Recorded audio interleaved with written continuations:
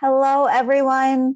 Welcome to the College Admissions Collaborative highlighting engineering technology virtual college fair. We thank you for joining us this evening. Just a few housekeeping announcements before we get started. You can use the Q&A button on your screen to type your questions to our presenter at any time during this session. Your camera and microphone are turned off, so the panelists cannot see or hear you. This is just one of many different sessions happening in the CACHET series, so please be sure to sign up for additional sessions happening in the next 2 days. This presentation is also being recorded and will be available within about a week at strivescan.com/CACHET. And now I'd like to turn it over to our presenter for the evening. All right. Thanks so much, Kelsey. And let me see, would like to start by sharing my screen here. Perfect. So thanks again, Kelsey, and thank you for everyone that's tuned in today to learn a little bit about Case Western Reserve University. My name is Rod, and I'm one of the admission counselors at Case Western Reserve University. And generally, when we talk about Case Western Reserve University, when we see students that are interested in Case Western Reserve University, they're generally interested because they have lofty goals, they have lofty ambitions, and they're looking for an institution that's going to prepare them for big success post-graduation, regardless of what they plan to go on to do, whether that's going directly into the workforce or continuing their education through grad professional programs. And that's exactly the sort of institution that Case Western Reserve University is. That's why our mantra as an institution is think beyond the possible, because we're the sort of place that not only helps you reach your goals, however lofty they might be, but we take you a step further than that. And there's a myriad of reasons for this, and we'll get to touch on some of these over the course of the presentation. And if you do have any questions, please put them in the Q&A. Hopefully we'll have time to touch on some of those today. But if I do not make it to your questions, do feel free to email us at admission@case.edu. But would really like to start this presentation by highlighting the Think Box. That's one of the spaces available at Case Western Reserve University that helps take our students' ideas that next level. The Think Box is the largest open access makerspace currently on a university campus at 50,000 square feet, and it has all the resources to take your ideas from the ground up. That's where you go to prototype, to test, to even start a company, and we provide you with all the resources to be able to do so, to be able to take your idea from the ground up and start a company. And a big example of this is Badar Kayani. He's actually very much a student that embodies this ethos of going that step beyond the possible, which we're all about at Case Western Reserve University. This summer, him and his team went into the Think Box and worked on a device called SUDS, which you see actually on there, which decontaminates N95 masks in about a minute. Prior to that, commercially available solutions to decontaminate N95 masks so that our healthcare professionals at the front lines of the COVID pandemic could take care of their communities took about an hour. So you could see how this device has been extremely helpful in terms of allowing our healthcare professionals to not just take care of themselves, but also take care of their communities. Badar decided to come to Case Western Reserve University because of the Think Box. He's originally from Pakistan. And when he graduates, he plans to go on to grad school with us and then return home, where he plans to open up a makerspace very much like the Think Box. And our students take full advantage of the spaces very much like the Think Box that we do have to offer. But for us at Case Western Reserve University, we're very much about intentional approach to your time as an undergrad student, or if you continue on to grad professional programs with us, we're very much intentional about your growth in general during your time with us, which is why every student gets a world-class team that is with you during, well, your undergrad experience at the university. And that team very much includes the likes of, you have your faculty advisor, and during your first semester, you'll be taking a SAGES class, and that SAGES professor will be your advisor until you declare a major, and you have until the end of your sophomore year to do so, at which point you get a departmental advisor. You have residential community directors that are trained staff available to you 24/7 in your residences. Every student gets a personal librarian, because we understand that the work you do at the university is at a really high level. And so they help you get the resources that you need to complete any project you're working on. And perhaps most importantly, because we recognize that universities are complex places to navigate, every student gets a navigator, and that's just someone that gets to learn about you, your goals, your hobbies, and make sure that, one, you're being involved in the community, two, you're making intentional steps towards your goals, whatever they might be. They're that person that is pointing you towards those research, internship, co-op, practicum, fellowship opportunities, making sure that by the time you graduate, you're very competitive for whatever you plan to do post graduation. And we know that this approach is successful, and we see it in terms of the outcomes for our grads. So, for example, if you take a look at the data for our last graduating class, we actually post all of this on our website. It's called the First Destination Survey. And we've collected this data since 2005. But for our class, our last graduating class, you can see within 6 months of graduation, virtually all of those students were fully employed or accepted into grad professional programs. Of those that decided to continue their education, about half of them going on to grad school, 15% med school, 18% pursuing a PhD or so. But the point here is that our grads find success post graduation.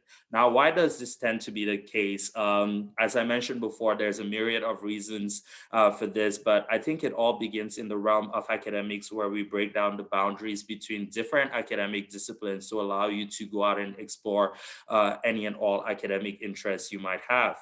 We do so by putting forward something known as the single door admission policy. And really, all this means is when you apply to the university, we do not admit you into a particular school, major, or college within the university. There's no application to be a pre-med, to be a nursing student, to be a business student, to be an engineer. We admit you to Case Western Reserve University, and you can study whatever you want to that we have to offer. The only exception to this is music. Well, it turns out, we would like to make sure that you can sing or play that instrument, because it's actually important to your ability to be successful as a musician. So we do have our students that are interested in majoring in music are required to audition, but that's only for music majors. For music minors, no audition necessary. Everything else is fair game. That means you can be that biomedical engineer that double majors even across schools. You could be biomedical engineering and theater. Similarly, you could be that history student that wants to take some computer science classes. And our students put together those different academic interests in some really interesting ways. And the reason we open it up this way is because we recognize that nowadays it's at the intersection of different academic disciplines that you find new knowledge. So this is one of the ways that our students are able to go one step beyond. Another way, so it's not just about the sort of broad access to the curriculum, but it's also complemented by the highest levels of research. We are a tier one research institution. And for us, that really means that students have lots of access to research opportunities, and they can start being involved as early as their very first semester on campus.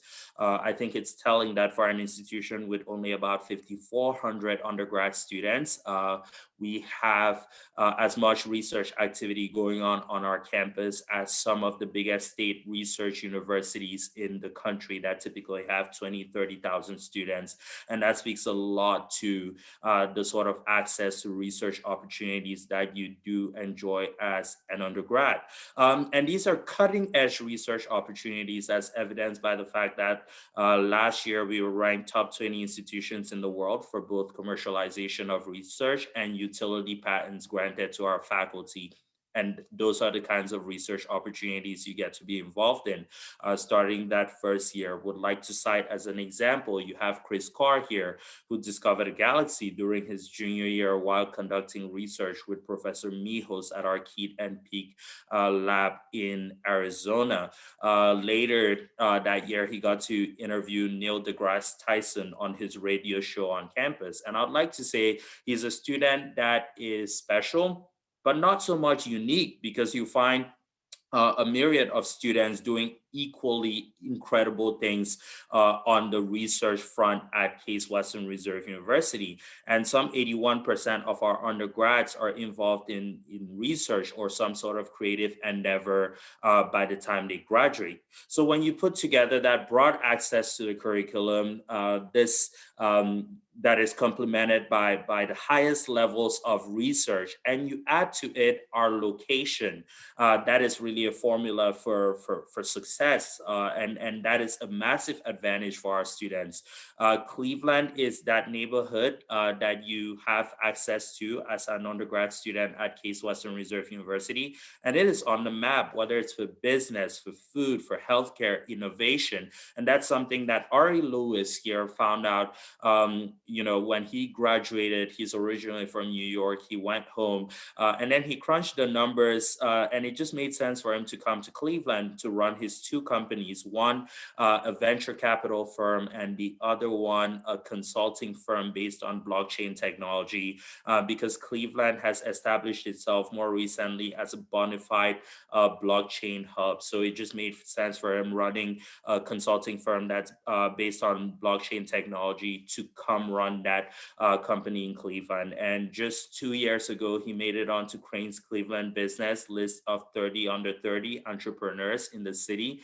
More recently, he started a podcast that is quickly becoming one of the more popular ones in the US. So keeping in with that theme of students going on to be successful. But was speaking about this because wanted to highlight the function that Cleveland plays, the importance that it has in terms of your experience as an undergrad student at Case Western Reserve. And it offers lots of opportunities that range from the sort of companies that are housed in Cleveland, that range from startups to mid-size to Fortune 500 company headquarters. And those speak to opportunities like internships, co-ops, practicums, even job opportunities post-graduation. And our Career Center has really strong ties with these companies that they leverage to get students opportunities that they can take advantage of. But also as a function of being a major metropolitan city in the heart of the United States, it is a center for entertainment and culture. And here you have some of the different institutions that our students love to interact with. You have, for example, the Playhouse Square, that is the second largest theater district facility in the country. Lots of plays stopping by all the time. Prior to the pandemic, for example, you have Hamilton, The Lion King, Something Rotten that stopped by there within, the last couple of months heading into March, when that pandemic kind of really kicked off. And then you also have the Rock and Roll Hall of Fame, that is a must visit music pantheon with lots of exhibits that showcase the power of rock and roll. We have several professional sports teams in Cleveland, and their stadiums are all walking distance away from each other. So you have the Browns, if you are a football fan, the Indians for baseball, and then you have the Cavs for basketball. And then for students that are really outdoorsy, you have a really robust metro park system where you can go hiking, biking, jogging, running, and when the weather is nice out. So our students really love to take advantage. And the nice thing about all of these is that the downtown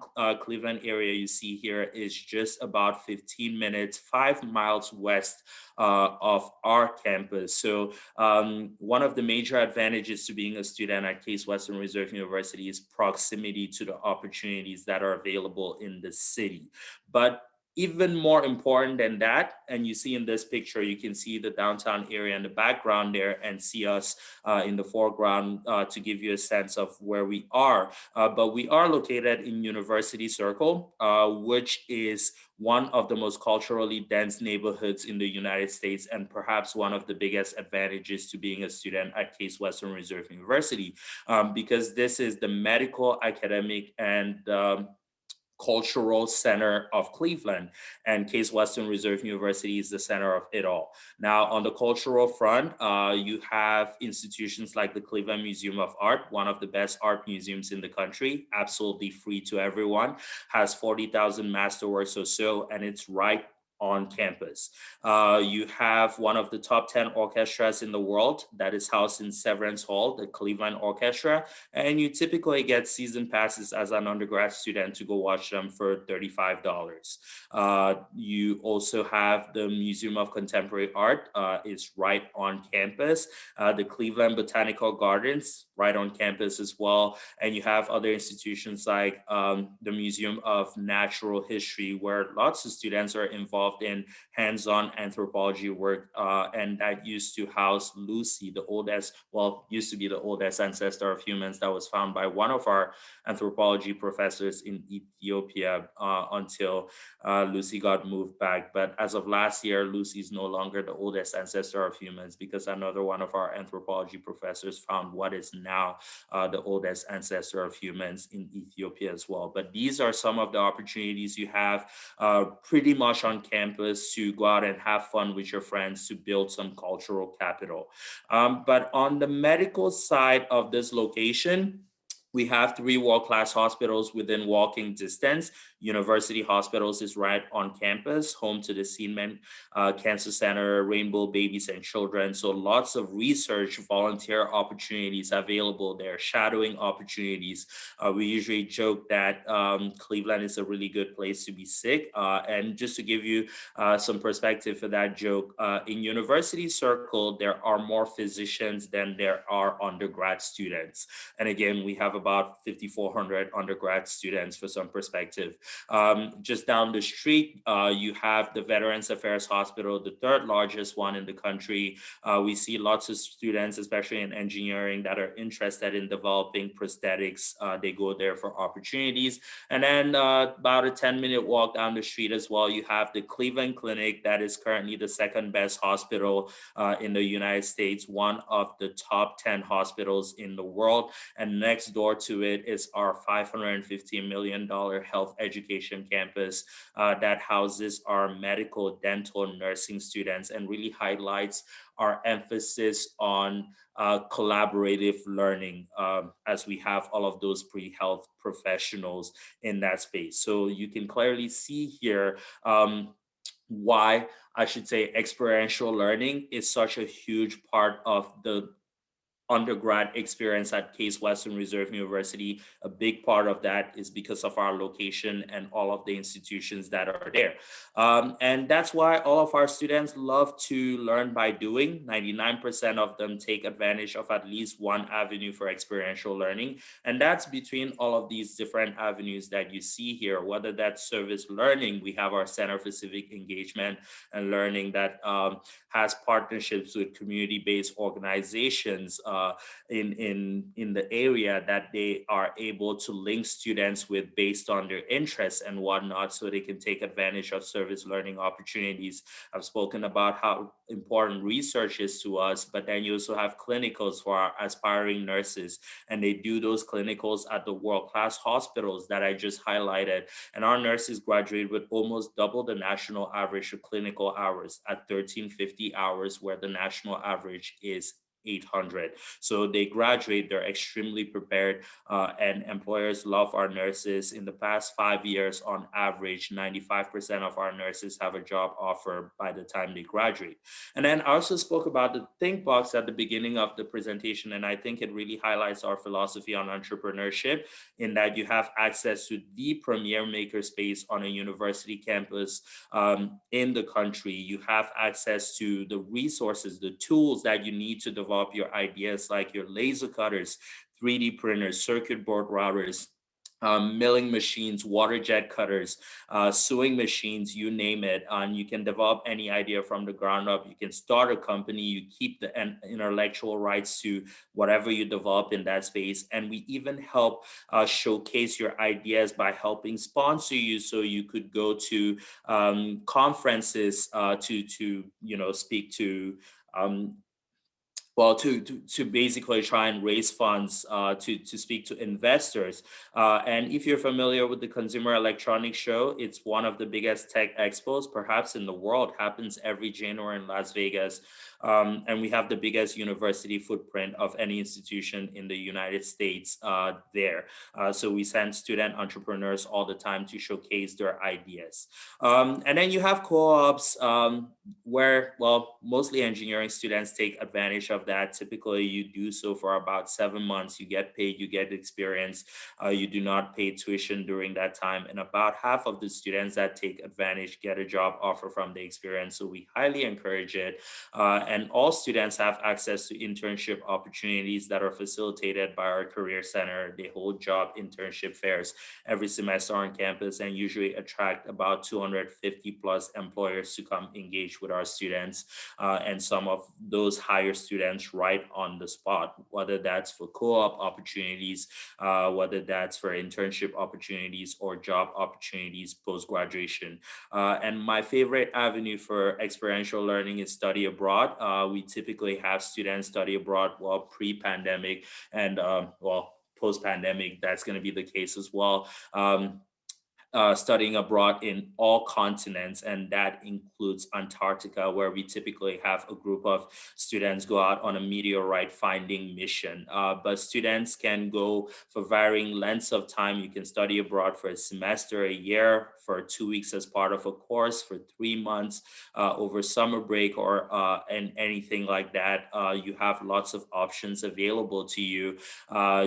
We see, for example, some popular options: thermodynamics for our engineering students, that's offered in Botswana.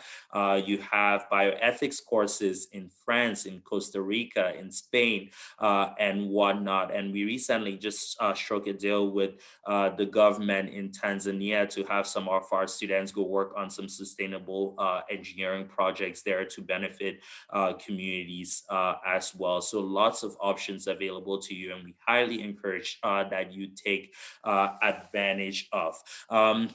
But one of the things that you'll quickly notice is that when you arrive at Case Western Reserve University, you quickly notice that you're surrounded by a group of remarkable students.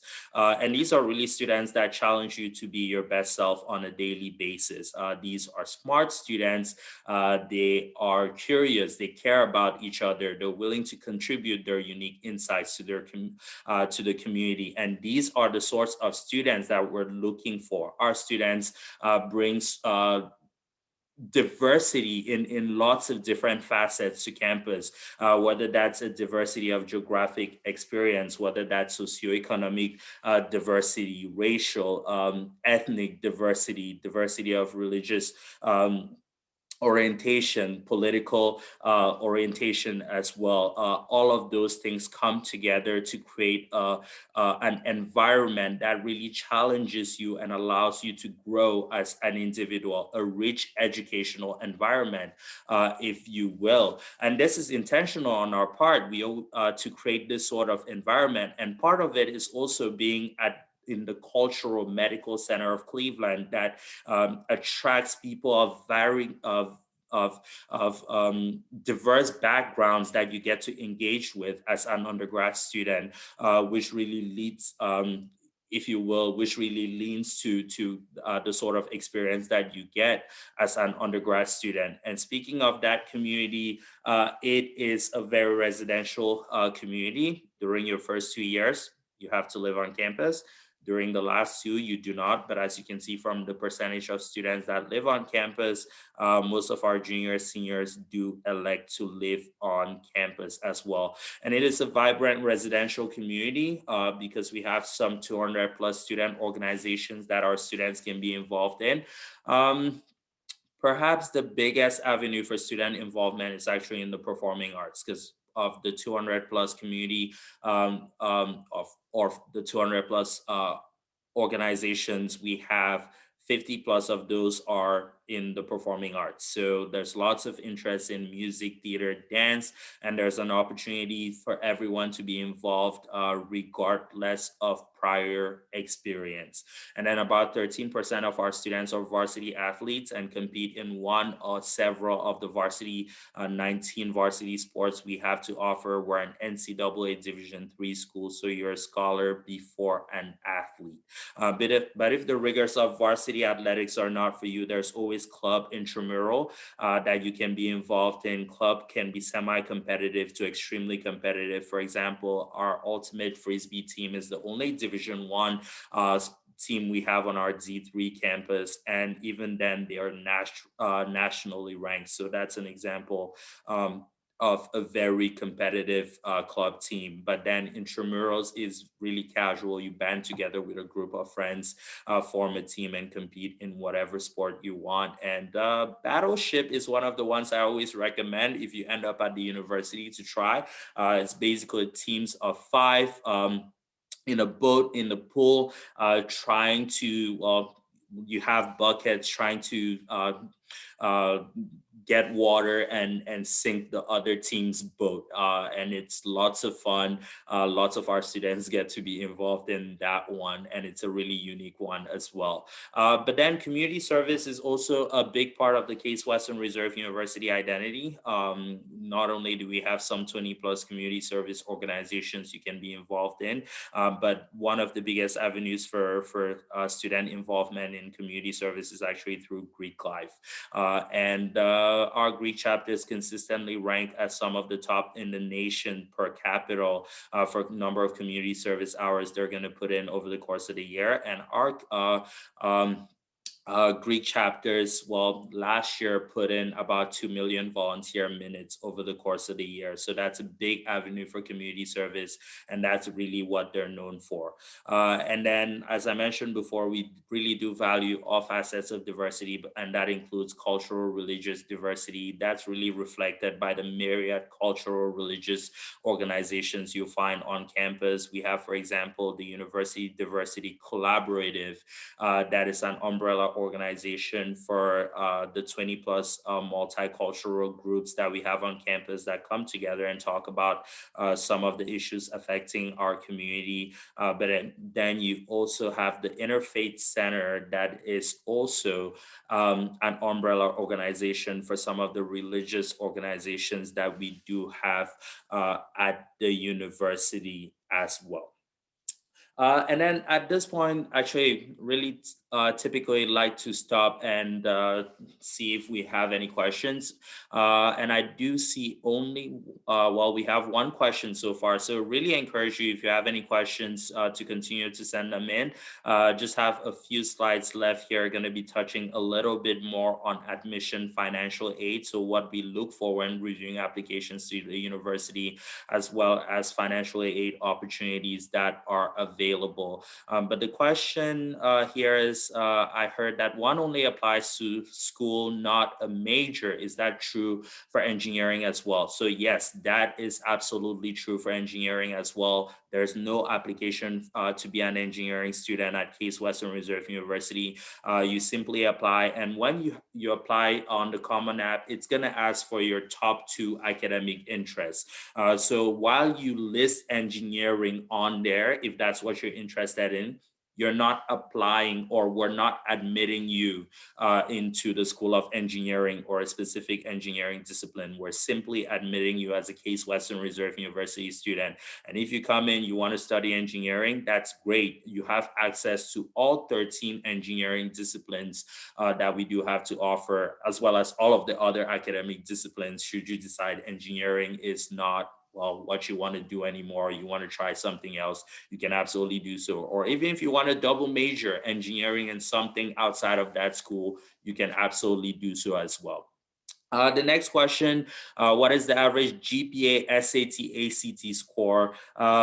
We really are test optional right now. And so we're not requiring the SAT, ACT, and that actually goes on to the one of the other questions that just came in. If we're requiring the SAT, ACT, no, we're not. It's optional. It's up to you if you want to submit those. That being said, we just finished reviewing applications for this year, and we still had the majority of applicants did submit test scores, but they weren't required to. We admitted a significant number of students, who did not submit test scores, and you're not at a disadvantage for not submitting test scores. But if you're really curious about what averages look like, we've yet to compile that data for this year. But last year, when we weren't test optional, our average ACT was about middle 50th percentile, between 30 and 34, so about a 32. And then on the SAT, typically about 1490, 1540 or so. Would be roughly the average. We really don't dwell on the average GPA is about a 3.8, but we don't dwell on that because it's really beyond, it's more, when we review applications, it's about more than just the numbers. And I'll touch on that a little bit because different GPAs mean very different things at different institutions. So we try to understand school context more so rather than being hung up on what your GPA is. And then the next question is, do you have an accelerated BSMS program? Yeah, so we do have integrated graduate studies programs that are 5-year programs where you apply for them as a third-year undergrad student, and then you start your graduate courses during the 4th year and then complete your graduate degree during that 5th year. But we also have the pre-professional scholars program in medicine and dentistry, and I will be touching on that shortly. So these are the questions that we had so far. So I'm just going to finish on the admission financial aid side. So if you have any additional questions, keep sending them in. Hopefully we'll have time to be able to touch on all of those. So basically, when reviewing applications to Case Western Reserve University, we employ a holistic review process, and that means that we take into account everything that is a part of your application. We want to know your story. We want to know what drives you, what are your ambitions? And this is really a process that yields a class that is curious, that is engaged, that is accomplished. As you can see from the profile of the class of 2023 here, when reviewing those applications, we really try to answer 2 fundamental questions. 1, will you be academically successful at Case Western Reserve University? And 2, will you be involved in the community? Will you contribute to the vibrant community that we have at Case Western Reserve University? And you can see that this profile for that class of 2023 very much reflects or answers those questions that we're looking to answer when reviewing those applications. And then when it comes to financial aid opportunities, first and foremost, we meet 100% demonstrated need for all students that we admit to the university. In order to be considered for need-based aid, you do have to submit the FAFSA, the CSS profile.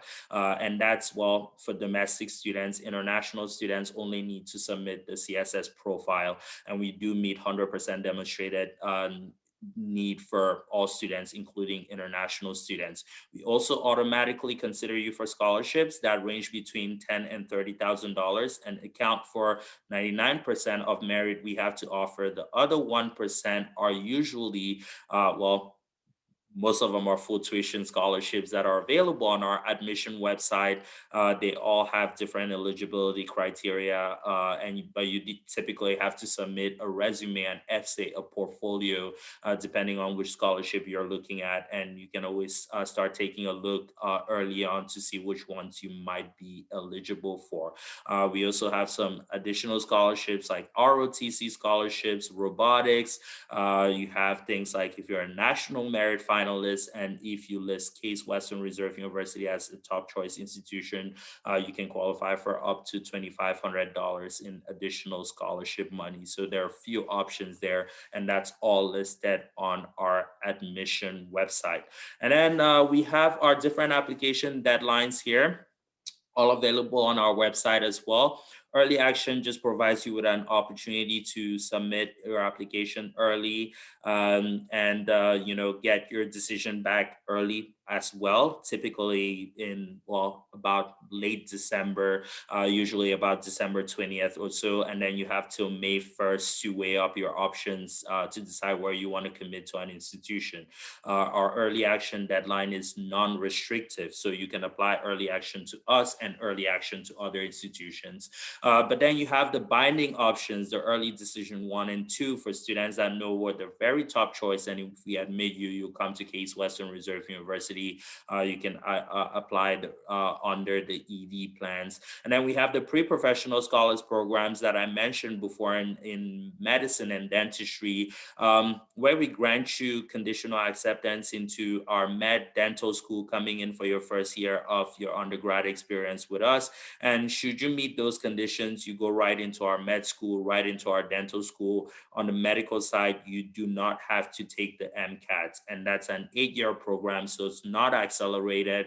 On the dental side, it's a 7-year program, so it's a bit accelerated on that front as well. And then we have a regular decision plan, nothing really additional to share about that, and a spring plan for students that want to start in the spring.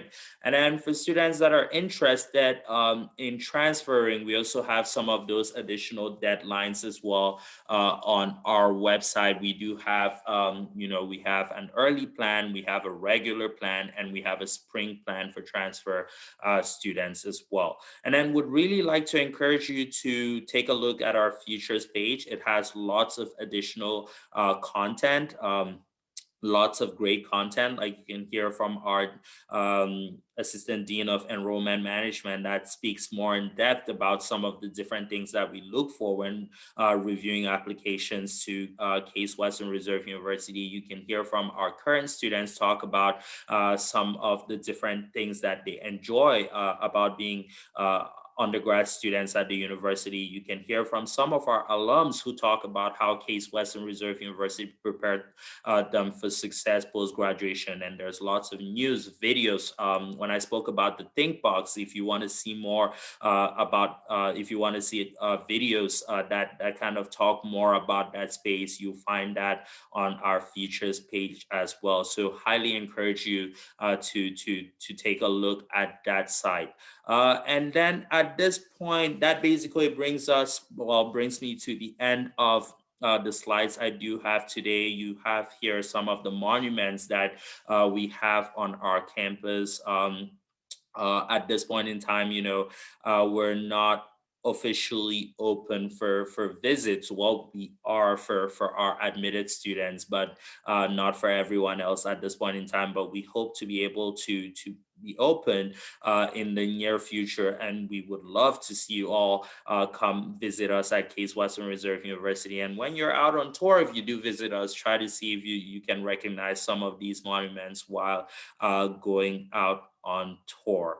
And then at this point, I think, like I mentioned, that's really it for the slides that I did have. So I'm just going to stop sharing and then just jump in and see if I could see the sort of questions that we do have. So we have a couple of minutes left here, about 6 more minutes. So encourage you to continue sending in those questions so that we can answer as many of those as possible. But going from the top, questions that I see here, does Case Western Reserve University have a good pre-medical program, and what is it like? Yeah, so absolutely. Case Western Reserve University is actually one of the best institutions in the country to be a pre-med student, not only because of the robust undergrad experiences that Case Western Reserve University is able to provide, but also because we actually have one of the top 25 medical schools in the country. And as an undergrad student, you actually get to be involved in with research. You get to shadow faculty at our med school. You get to be involved in research with them. You get to shadow clinicians at the Cleveland Clinic, which I mentioned is one of the top, well, is the second best hospital in the country, and it's just down the street from us. And our medical school is actually housed in the same building as the Cleveland Clinic's medical program. So a massive opportunity there for our students to sort of share resources, learn from each other, and whatnot.